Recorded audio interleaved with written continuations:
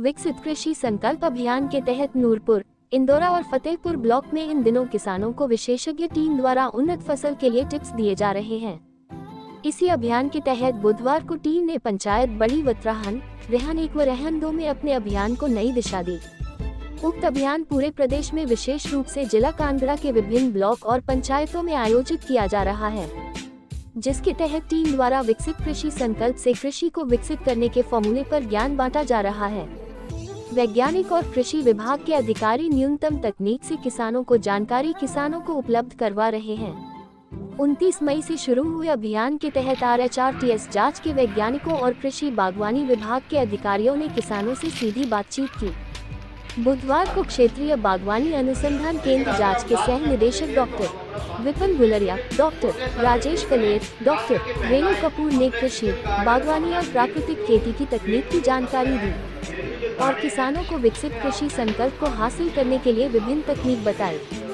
इस दौरान टीम ने उत्तम कृषि पद्धतियों का प्रचार प्रसार, मृदा स्वास्थ्य कार्ड के उपयोग को बढ़ावा देकर उर्वरकों का संतुलित और प्रभावी प्रयोग करने, सरकारी योजनाओं और सेवाओं की जानकारी किसानों को दी। विपिन गुलेरिया का कहना है कि कैंप में प्रतिदिन 60 से 100 किसान भाग ले रहे हैं एवं उनकी समस्याओं को सुनकर के उनका समाधान भी किया जा रहा है। इनका कहना है कि उक्त अभियान 12 जून तक चलेगा, जिसके तहत 25 से 30 पंचायत को विभाग की विशेषज्ञ टीम द्वारा किसानों को घर द्वार पर जाकर कृषि की नवीनतम तकनीक, नेचुरल फार्मिंग एवं उर्वरकों के सही उपयोग एवं सही फसल चयन की जानकारी बांटी जा रही है। ज्वाली से राजेश कटनौरिया की रिपोर्ट।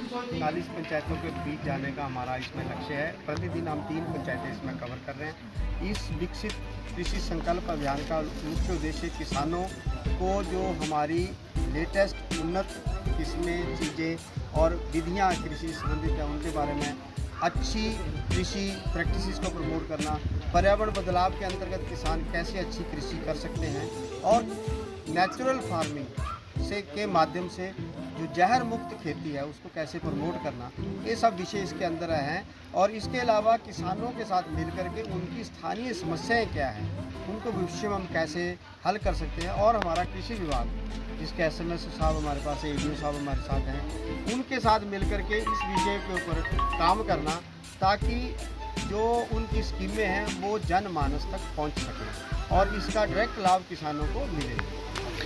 स्टूडेंट के लिए हम रेगुलर हमारा जो क्षेत्रीय बागवानी अनुसंधान केंद्र जांच है, वहाँ पर हम 5 दिवसीय, 7 दिवसीय और यहाँ तक कि 1 महीने के भी कोर्स करवाते हैं। और जो स्कूल ड्रॉप आउट है उनके लिए वार्षिक कार्यक्रम भी हमारी यूनिवर्सिटी के स्तर पर चलता है।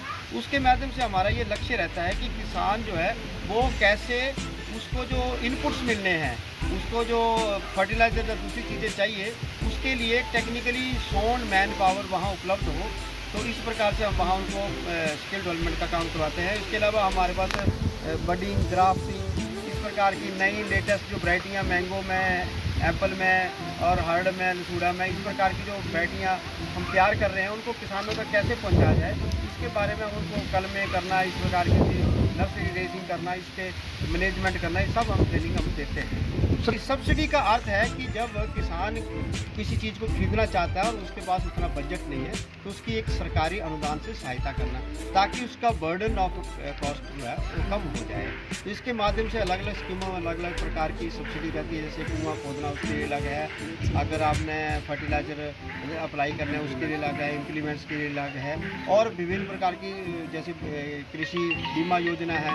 इस प्रकार की बहुत सारी योजनाएं जो हैं उनके लिए अलग अलग प्रकार का अनुदान है और उनकी रेशो अलग अलग है। तो वो किसानों को हमने जानकारी यहाँ